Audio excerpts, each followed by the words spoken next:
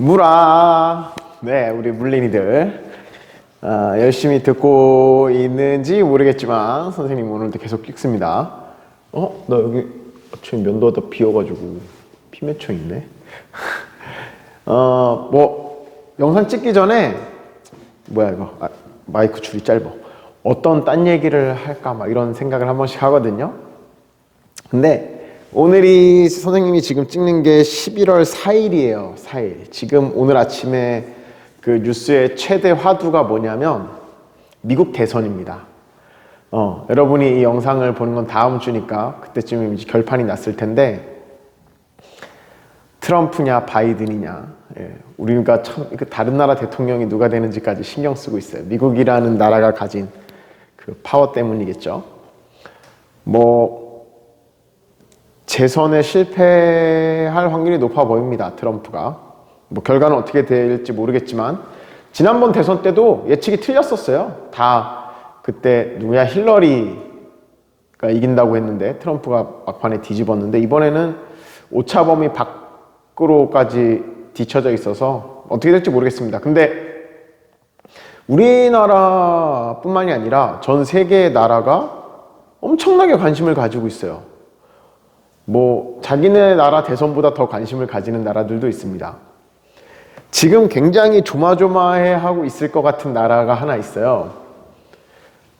많은데 일본이 지금 굉장히 그런 입장이지 않을까라는 생각이 듭니다. 이과생들이 이거를 듣는 학생들은 다 이과생이잖아요. 이과생들의 공통점 중에 하나가 사회 문제에 그렇게 관심이 있지 않아요. 매력이 없는 거지. 수학이나 물리 같은 거에 비해서 재미가 없어. 그런데 이제 점점 여러분이 어른이 되고 투표권을 가지고 사회생활을 하면서 사회 문제나 정치 문제 이런 거에 관심을 가져야 될 필요가 있다고 생각해요. 선생님은.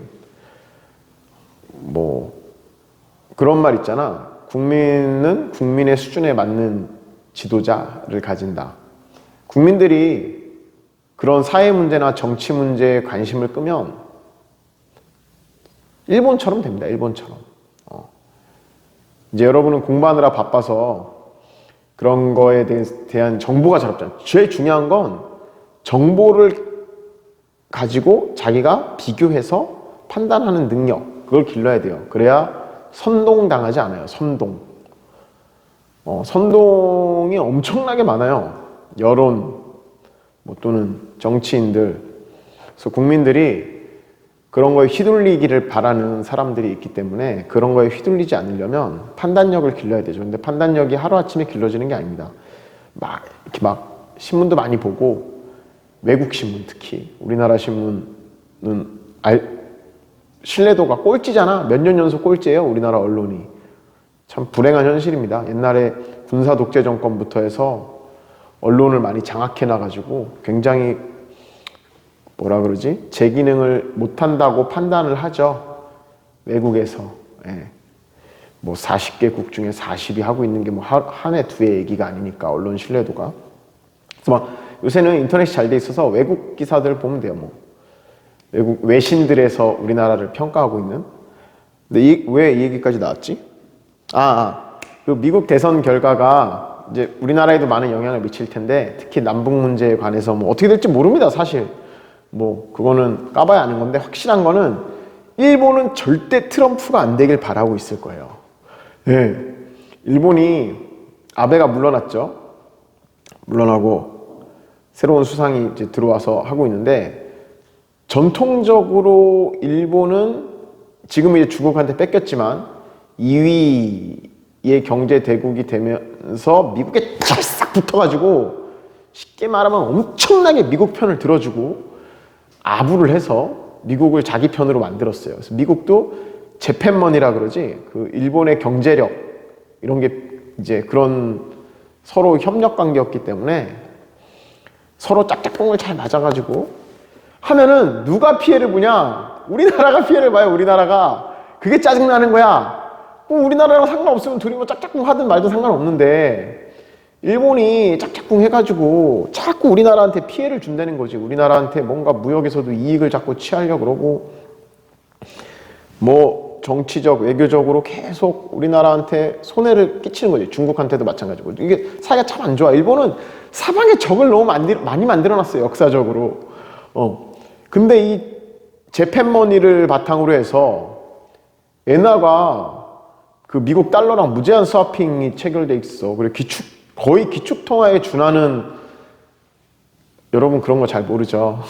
나중에 이제 수능 끝나고 좀 대학생 되고 그러면 찾아보세요. 세계 경제나 이런 거가 어떻게 흘러가는지.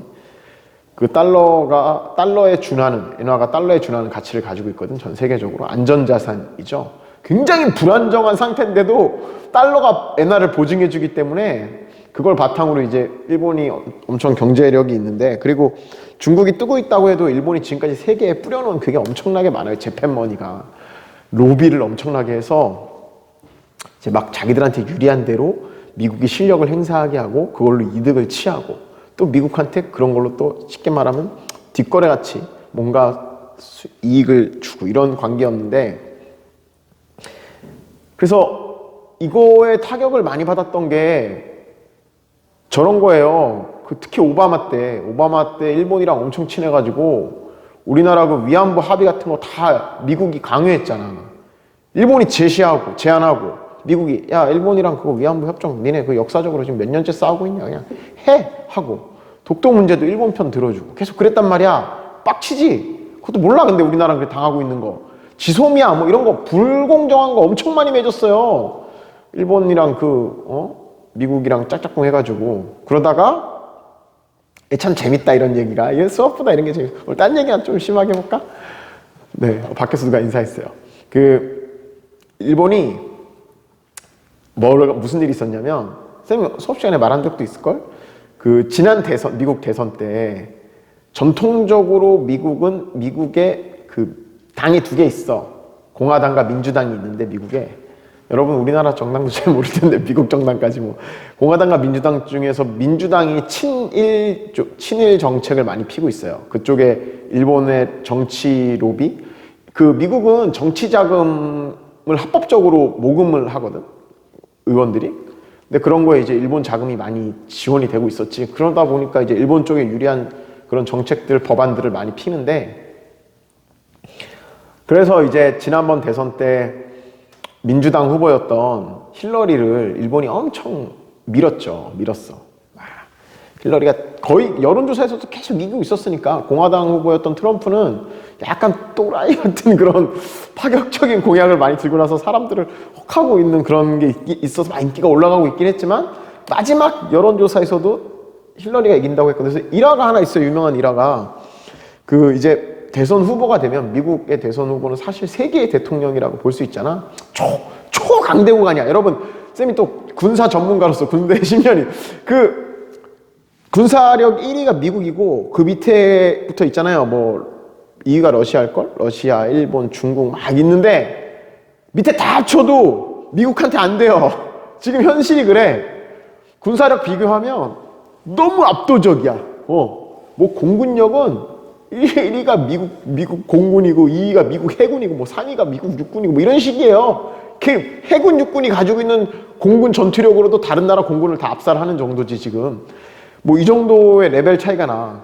초강대국이야. 세계, 뭐 자기네들은 경찰 국가라고 뭐 하지만 사실은 자기들 이익을 위해서 하는 거지. 미국이 뒤에서 더러운 짓도 얼마나 많이 하는데. 하여튼 그런 거 있어요. 근데 이제 미국의 대통령이 되면 세계를 좌지우지할 수 있는 거잖아, 사실. 그쵸? 막 유엔도 필요 없어, 사실. 미국 혼자서 나 유엔 니네 이렇게 할까? 우리 이렇게 제재할 건데? 막 못 말려요, 누가. 이번에 WTO 봐봐. WTO야? WHO. 보건기구. 그래서 미국이 코로나 막 관련돼갖고 거기서 중국 편 들어준다고. 그래? 탈퇴. 지원금 안 내? 무슨 금이라고 해? 지원금이 아니고 거기에 속해 있으면 부담금. 미국인에는 부담금이 엄청난데 트럼프는 뭐 그런 거 얄짤없더라. 그냥 야, 니네 자꾸 그런 식으로 할 거야? 똑바로 코로나 사태에 대해서 똑바로 발표 안 해? 막 이러면서 막 탈퇴! 막 이런 식으로 하고, 뭐 세계무역기구도 뭐 마음에 안 들면 막 하고. 세계무역기구도 여러분 알아요? WTO 사무총장 우리나라 최종 후보가 우리나라랑 나이지리아 최종 후보인데 나이지리아 후보를 일본이 겁내 밀고 있지. 대놓고 우리나라는 안 된다 그러고 유럽에서도 나이지리아 후보를 지지하고 막 이런 게 있어. 왜냐하면은 그 세계 정세를 알면 진짜 좀 다 돈이에요. 그 아프리카 옛날에 아프리카가 다 유럽에 있는 뭐 스페인, 뭐 영국 다 이런데 식민 국가였잖아. 그래서 그 국가들이 식민 지배는 끝났지만 경제적으로 굉장히 유럽의 지배를 받고 있어요. 경제적으로. 그러니까 WTO에 유럽은 자기네들의 유리한 쪽, 아프리카 쪽 인사가 되는 게 좋지. 그래서 계속 나이지리아를 밀고 있는데 일본은 우리나라가 되는 건 결사 반대지. 일본은 무조건 결사 반대야. 우리나라 후보가 되는 거. 그래서 대놓고 반대. 러시아는 우리나라 지지. 러시아는 우리나라 좋아해. 여러 가지 이유가 있어요. 나중에 재밌으면 뭐야 오늘 이 얘기하다 끝날지도 모르겠는데 뭐 재밌으니까 해봅시다. 뭐야 오늘 사회 시간이야? 근데 선생님은 그런데 뒤늦게 어른 되고 이제 막 선생님도 그 전에는 우리나라 뭐 대충 인터넷 기사 보다가 보다 보니까 이게 참 재밌는 거지. 그래서 막 그런 걸 많이 봤어. 책도 보고 기사도 보고 외국 기사도 보고. 물론 외국 기사는 구글 번역으로 봅니다. 보다 보니까 세계의 정세를 보면 되게 재밌어요. 세계가 흘러가는 것도 별반 다른 거 없어. 결국 다 돈과 관련돼 있어요. 그래서 이제 그런 것도 막 이제 나이지리아 후보를 막 압도적으로 미는데 또 웃긴 게 이 WTO 총장은 만장일치제예요. 회원국들이 다 만장일치. 그러니까 만장일치라는 게 불가능하잖아요. 그래서 어떤 식이냐면 사전에 이렇게 계속 여론조사는 아니고 중간 집계를 막 계속해. 여론 플레이 하는 거야. 그러다가 어느 후보가 밀리기 시작한다 그러면 이 후보가 대대적으로 사퇴를 했어요. 사퇴해서 단독 후보를 두고 찬반으로 해서 결국 만장일치가 되는 시스템이었지. 근데 우리나라가 어떻게 해서 지금 최종 후보까지 올라갔거든. 지금 우리나라 후보가 대단한 거죠. 그 조그만 대한민국이라는 나라의 후보가 이제 WTO 사무총장 자리 최종 후보에 이제 나이지리아랑 올라갔는데 전 세계적으로 이익관계가 이 아프리카 후보가 되는 게 유리한 나라들이 많이 있는 거야. 그래서 이쪽이 이제 많이 이기고 있었다. 그래서 우리나라 후보가 이제 사퇴를 해야 되는 시점이 왔는데 전통적으로 미국이 대놓고 갑자기 나이지리아 싫어. 우리는 한국 지지함. 이거 발표해버린 거예요, 지금. 이게 10월 28일인가 있었던 일이야. 지금 한 일주일 됐죠? 그래가지고 이렇게 나오니까 이제 다른 나라들이 눈치를 보는 거죠. 미국이 나이지리아 절대 반대하는데 우리가 끝까지 밀었다가 나중에 미국한테 미운 털 박혀갖고 막 무역할 때 막 공격당하고 이러는 거 아니야? 그래갖고 이제 지금 조용히 눈치 보는 시간이 돼버렸어, 갑자기. 그 이제 지금 뭐 기다리는 줄 알아요, 사실? 대선 결과 기다리는 거야, 대선 결과. 대선에서 바뀌면 좀 흐름이 바뀌지 않을까 하고 이제 가만히 몸살이고 있는 거지. 유럽도 EU라는 유럽연합, EU에서 그 유럽 국가들이 사실 하나의 의견을 최종적으로 내놓는데 EU 안에서도 의견이 지금 갈리고 있는 거예요. 동유럽 쪽, 뭐, 터키 막 이런 쪽 있잖아. 그쪽은 그 우리나라랑 무기 수출도 그렇고 뭐 이렇게 교역도 많이 하고 그래서 우리나라를 지지하는데 저쪽 서유럽 쪽 있죠. 전통 유럽, 미국, 아니 스페인, 영국, 독일, 프랑스 이런 애들은 이제 아까 말했듯이 아프리카에 자기들이 경제적으로 많이 진출해 있고 그래서 아프리카 쪽에서 후보가 나오는 게 좋은 거지. 그래서 막 지들끼리 투닥투닥 하다가 어떤 결론은 그걸로 났어. 나이지리아 지지로. 근데 미국이 저렇게 나오니까 이제 중유럽이랑 동유럽 쪽에서 야, 우리 사실 우리는 한국 대국이 뭐 좀 시끄러 좀 분란이 막 이루고 있어요. 정리가 안 됐어. 교통 정리가 안 됐어. 뭐 그런 상황인데 이 얘기 왜 나왔냐면 일본이 그 어떤 일이 있었냐면 그 지난번 미국 대선 때 노골적으로 힐러리를 지지한 거야. 오바마가 있던 그 민주당의 후보고 계속 그쪽은 친일적인 정책들을 펴왔기 때문에 그쪽에서 볼 때는 아시아의 맹주는 일본이야. 일본을 그냥 미국의 아시아 대리인, 네가 입장, 네가 딴 애들 이렇게 잘 다스려 이런 식인 거예요. 일본은 그런 체제 하에서 아시아의 짱, 내가 내 위에 미국밖에 없어, 중국도 우스워 뭐 이런 식으로 하고 있었는데 그런 식으로 하면서 막 그런 군사력도 키우고 막 했다. 근데 이 아베가 쉽게 말하면 줄을 잘못 쓴 거지. 너무 이렇게 원래는 이렇게 하면 안 되는데 과잉 충성이라고 해야 되나? 막 힐러리 이제 대선 후보가 되면은 대선 후보 자격으로 막 세계 여러 나라를 돌아다녀요. 왜냐하면 아까 말했듯이 미국은 전 세계 대통령이잖아 사실. 그러니까 막 전 국제적인 지지도 얻어야 되니까 쉽게 말하면 유세를 다니는 거야 세계적으로. 근데 그 일본에 이제 후보 시절에 힐러리가 딱 갔을 때 거의 미국 대통령에 준하는 대우를 해줬어 아베가. 막 그 의전부터 해가지고 왔을 때 대우하는 게 미국 대통령이 왔을 때랑 똑같이 대우를 해줬어요. 그리고 막 그 일본의 뭐 상황에 대한 이런 것도 막 토론도 하고 그랬다. 근데 트럼프가 왔을 때는 진짜 대놓고 무시했어요. 너무 티나게. 야, 넌 대통령도 안 될 놈이 뭐, 우리가 니한테 잘 보일 필요 있어. 오히려 걔를 까서 힐러리한테 잘 보이려고 그런 거지, 일본은, 아베가. 그래갖고 막 왔을 때 되게 소홀하게 대하고, 좀 결례도 많이 하고, 뭐 막, 힐러리 왔을 때는 막 그 중요한 기업들 막 이렇게 순시처럼 하고 그랬는데, 트럼프 왔을 때는 무슨 뭐 어디 보석 가게인가 어디 명품 가게인가 데려갔다던데 너 명품 같은 거 좋아하지? 명품이나 보고 가라 뭐 이런 식의 약간 비꼬는. 근데 이게 마지막 출구조사 때까지도 트럼프가 진다고 나왔는데 까보니까 트럼프가 이겼잖아. 그래갖고 지읒댔어요. 지난 4년간 일본은 완전 지읒댔어. 보복 철저히 당했지. 완전 무시. 근데 그 전에 너무 일본 편의적으로 갔던 것도 있고. 그래서 이제 미국이 이렇게 트럼프가 대통령이니까 아베를 진짜 대놓고 계속 갔어. 사실 어떻게 보면은 뭐 보복도 있지만 비합리적으로 일본 편을 들었던 거에 대해서 다 이제 안 들어주는 거야 편을. 쉽게 뭐 단적인 예로 지소미아 파기 지금 지소미아 알아요? 한일 정보 협정. 일방적으로 우리나라 정보 일본에 제공해주고 있는 협정이야. 근데 그것도 오바마 때 그렇게 해. 그래갖고 우리가 맺어가지고 우리나라 정보만 계속 일본에 갖다 바치고. 근데 이번에 무역 막 분쟁 일어났을 때도 미국이 편 안 들어줬잖아.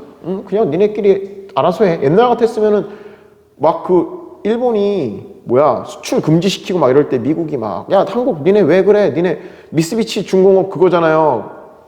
알아? 우리나라 그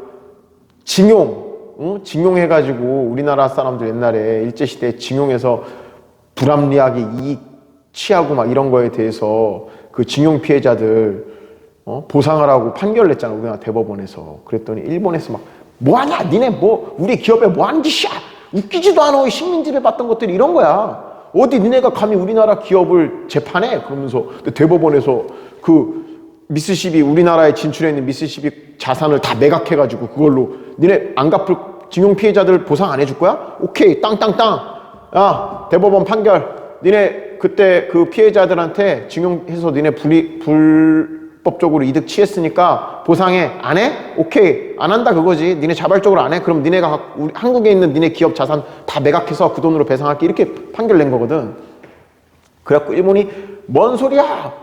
어쩌고저쩌고 막 하면서 옛날에 끝난 배상 문제 어쩌고 막 하면서 그거에 대한 보복을 여러분 잘 알다시피 우리나라의 반도체 재료가 되는 거 그 불화수소부터 해가지고 애칭 반도체 판 만드는데 필요한 필수 자재들을 다 수출 금지시킨 거 아니야.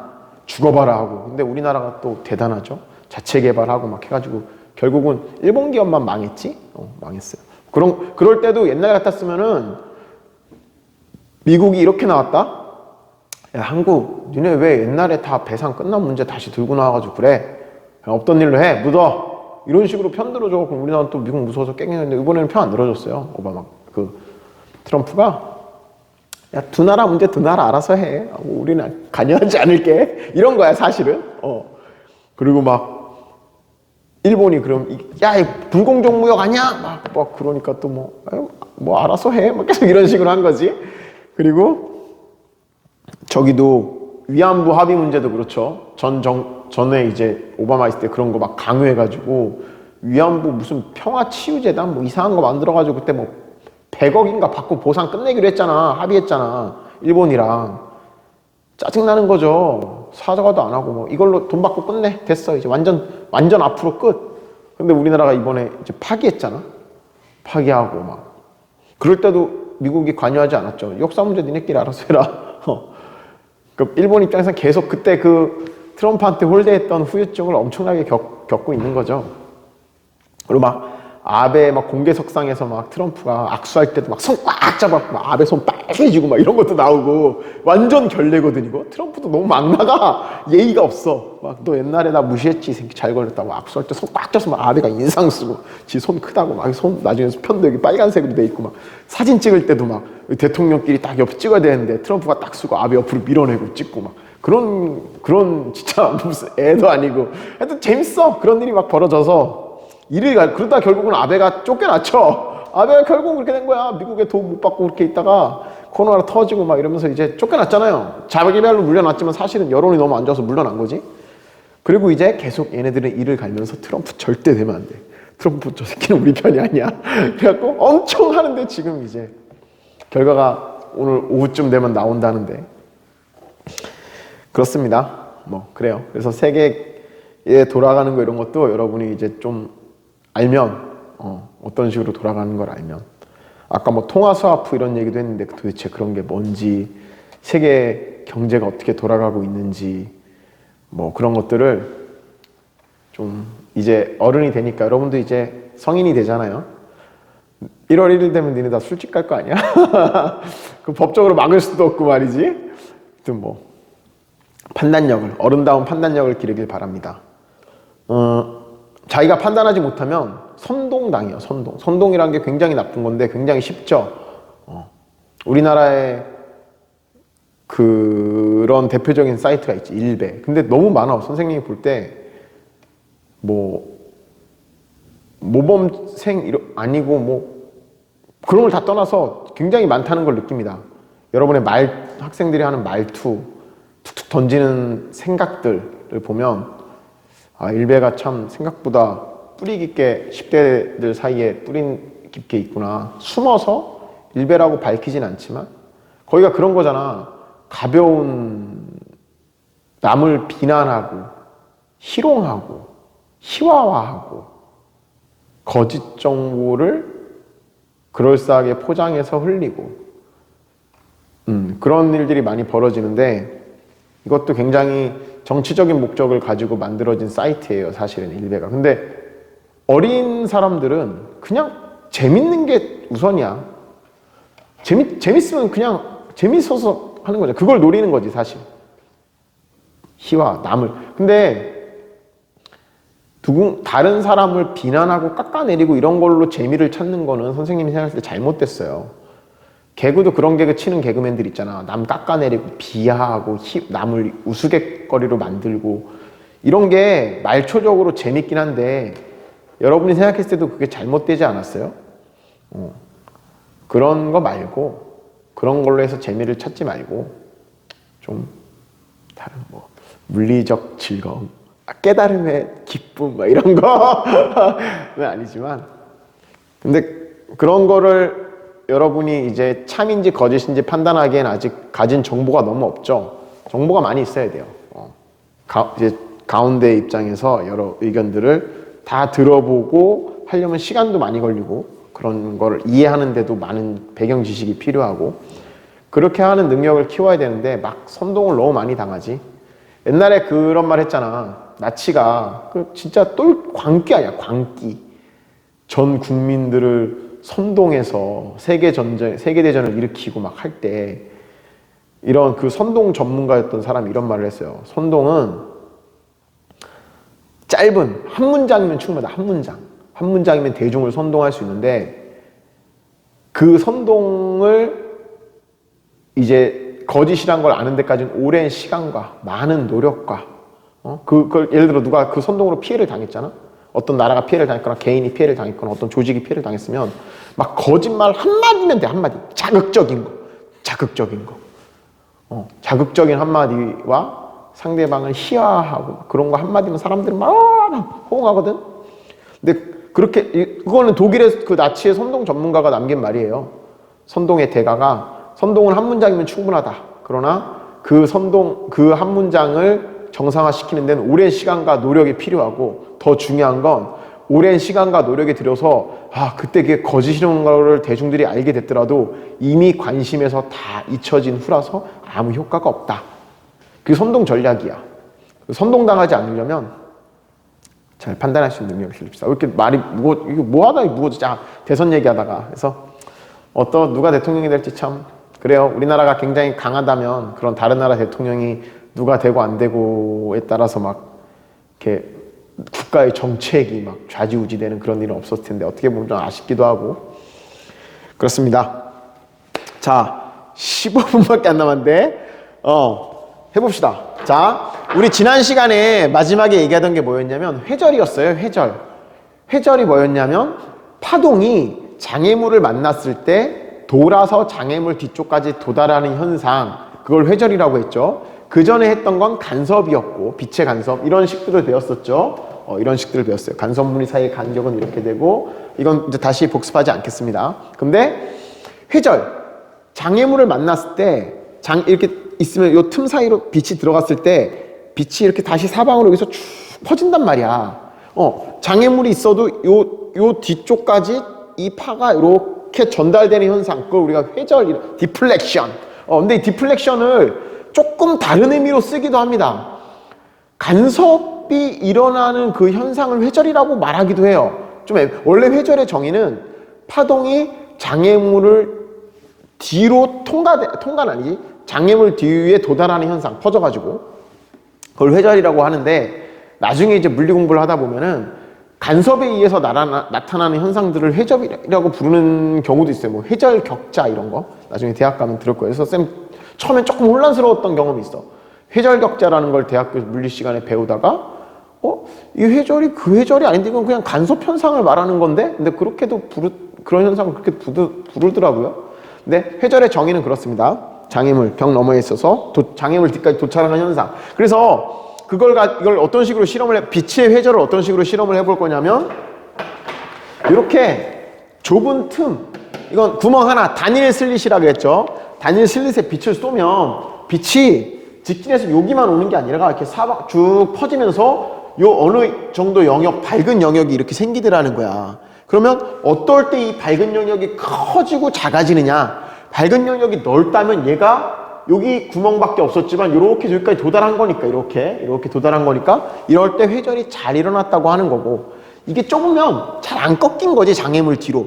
그럼 그런 걸 실험을 이제 알아볼 건데, 이제 단일 슬릿에다 빛을 통과시켰더니 이런 식으로 가운데가 밝고 이제 어두워지고 다시 밝고 이런 일이 벌어지는데, 우리가 관심 가지는 건 요 지점입니다. 처음으로 어두워지는 요 지점. 이 지점까지 거리가 멀다면 그게 뭐를 의미하느냐? 파동이 이런 식으로 가운데가 밝아졌다는 거죠. 만약에 처음 어두운 지점이 여기 있었다면 이만큼이 밝으니까 요 좁은 틈에서 나온 빛이 여기까지 꺾여서 도달했다는 거 아니야. 회절이 잘 일어나는 거지, 그치? 자, 그걸 하기 위해서, 자, 여기 헷갈리니까 방금 그린 거 지울게요.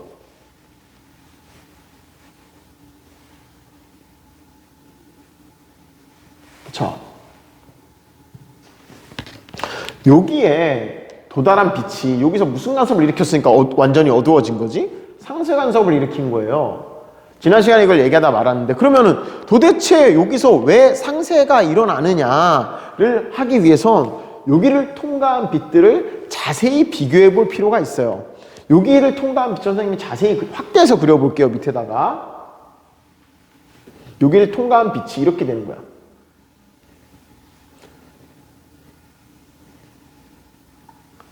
자, 이 간격이 A인데, 이 안에 만약에 빛이, 여기서 나오는 빛은 굉장히 많은 빛의 조합이죠. 이 빛을 자세히 보면 이렇게 있어. 하나, 선생님 6개만 그려볼게. 둘, 셋, 넷, 다섯, 6. 자, 1번, 2번, 3번. 선생님이 옛날에 고등학교 때 배울 때는 이 단일 슬릿이 잘 이해가 안 됐어요. 책에서 설명이 자세히 나와 있지도 않았고, 그래서 이거를 이해하는데 좀 어려웠던 기억이 납니다. 근데 내가 기가 막히게 또 설명하는 법을 찾아냈잖아.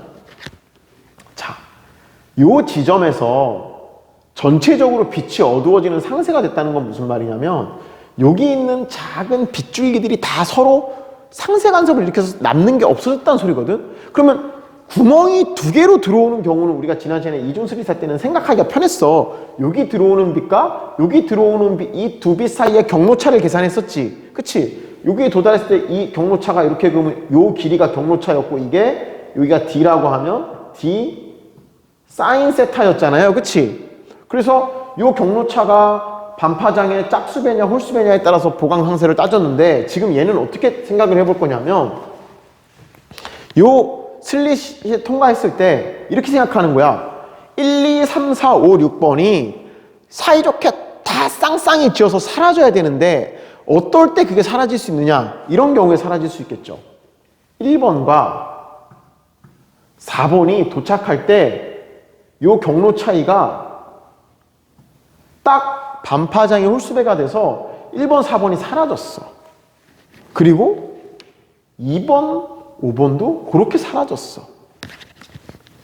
3번, 6번도 그렇게 그런 식으로 쌍쌍이 다 사라진다면 여기 2번, 5번 이렇게 다 사라지면 여기가 어두워지겠지, 그치? 맞아요? 이해돼요?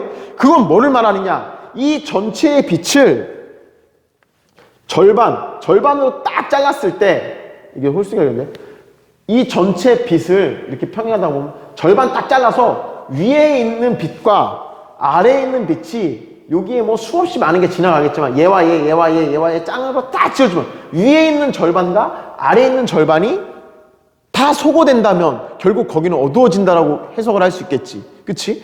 그럼 얘는 무슨 일이 결국 뭐냐? 그렇게 쌍쌍이 짓는다면 얘와 얘의 이 폭에 해당하는 건 2분의 A가 될 겁니다. 1번과 4번의 차이도 2분의 A, 2번과 5번의 차이도 2분의 A, 3번과 6번의 이 간격도 2분의 A겠지. 딱 절반만큼 쌍을 지을 거니까. 여기까지 이해돼요? 그치? 그럼 얘는 결국 무슨 현상과 같냐면 아까 이중 슬릿에서 이 폭이 2분의 A인 데서 나오는 이 두 빛이 계속 쌍쌍이 소멸되는 현상이에요. 그러면 요 두 빛의 경로차에 해당하는 건 뭘까? 요 D에 해당하는 게 지금 2분의 A인 거잖아. 단일 슬릿일 때는. 그래서 아까 다시 그리면 여기가 아까 이중 슬릿일 때는 이 사이 간격이 D라고 하면 요 길이에 해당하는 게 여기가 세타면 여기가 D 사인 세타였잖아요. 그치? 그러면 요거 같은 경우는 요 폭을 2분의 D라고 생각하고 따질 거니까 이 빛길이의 경로차가 얼마가 돼? 2분의 A 곱하기 사인 세타가 되겠죠. 갑자기 수식이 나오니까 좀 어려운데 이 단일 슬릿이 좀 진짜 선생님 학교 다닐 때 이해가 잘 안 됐었거든. 근데 지금 난 설명을 잘하고 있는 것 같아요. 이 이중 슬릿을 가져와서 생각해 보면 요게 요 지점에서 상세를 일으킬 거잖아. 그치? 그때의 이 각도 세타라고 하면 지난번에 얘기했듯이 세타가 굉장히 작기 때문에 얘는 탄젠트 세타와 같고 탄젠트 세타는 요 길이 L분의 X죠. 곱하기 2분의 A. 이해돼요? 이해돼. 자, 요거. 이게 뭐와 같으면 지금 여기서는 보강이야 상세야 상세지. 처음 상세된 지점이니까 두 경로 차이가 2분의 람다에 m이 0일 때니까 2분의 람다 반파장만큼 딱 차이 나는 거지. 그러면 여기까지 보이나요? 자, 여기 보면 여기 요식 경로차 2분의 a 곱하기 l분의 x가 요거 반파장만큼 벌어졌을 때 여기서 처음 상세 간섭이 일어나는 거야. 그치? 그러면 정리를 해볼까요? 얘 지우면 이 x가 어떻게 되냐면 여기서 중요한 게 나와.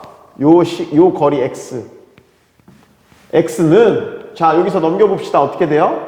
x만 한 개만 넘기면 a분의 l 곱하기 람다라는 굉장히 중요한 단일 슬릿이 나옵니다. 이게 뭐를 의미하나 볼까?